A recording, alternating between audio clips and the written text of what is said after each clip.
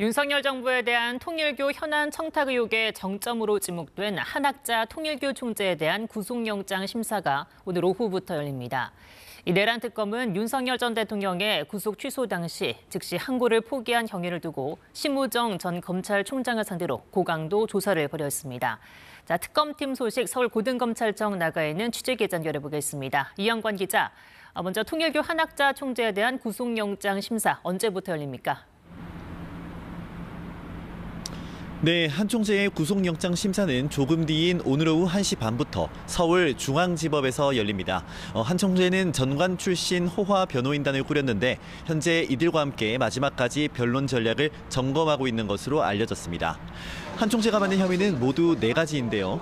통일교 현안 청탁을 위해 건진법사 전성배 씨를 통해 김건희 여사에게 고가 목걸이와 가방 등을 줬다는 청탁금지법 위반 혐의, 권성동 국민의힘 의원에게 1억 원을 줬다는 정치자금법 위반 혐의 등입니다.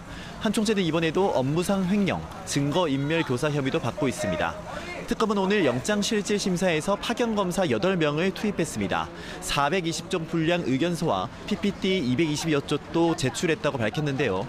한 총재가 교단 지도자인 만큼 증거를 인멸할 가능성이 높다는 점, 앞서 소환 통보에 3차례나 응하지 않다가 일방적으로 출석한 점 등을 근거로 구속 필요성을 강조할 예정입니다. 통일교 측은 이미 압수수색이 진행됐고 건강이 좋지 않다는 점 등을 들어 구속 필요성이 없다고 주장할 것으로 보입니다. 한 총재는 신문이 끝나면 서울구치소에서 법원 판단을 기다릴 예정인데 심사 결과는 이르면 오늘 밤 나올 전망입니다. 오후 4시에는 통일교 2인자이자 공범 혐의를 받는 정원주 전 총재 비서실장의 구속영장 심사도 진행됩니다. 네, 그리고 심우정 전 검찰총장에 대한 고강도 조사도 진행됐죠.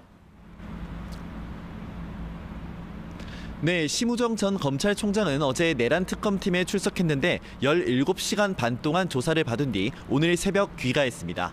조사를 마치고 나온 심 전 총장은 취재진 질문에 아무런 답을 하지 않았습니다. 심 전 총장은 지난 3월 윤석열 전 대통령에 대한 법원의 구속 취소 이후 즉시 항고 포기 결정을 내렸습니다.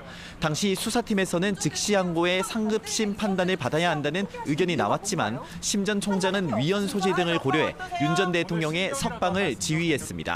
특검은 심 전 총장을 상대로 불복 절차를 밟지 않은 점 등을 집중 추궁한 것으로 전해졌습니다.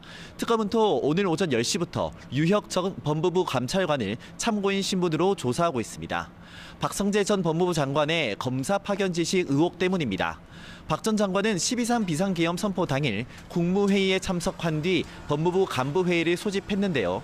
특검은 이 자리에서 박 전 장관이 합동수사본부에 검사 파견을 검토하라는 지시를 내렸다고 의심하고 있습니다. 당시 유 전 감찰관은 비상계엄 회의냐고 물은 뒤 맞다는 답을 듣자 회의 참석을 거부한 뒤 사표를 제출했습니다. 특검은 지난달 25일 박 전 장관에 대한 압수수색도 진행했는데 박 전 장관의 피의자 조사도 임박했다는 관측이 나옵니다.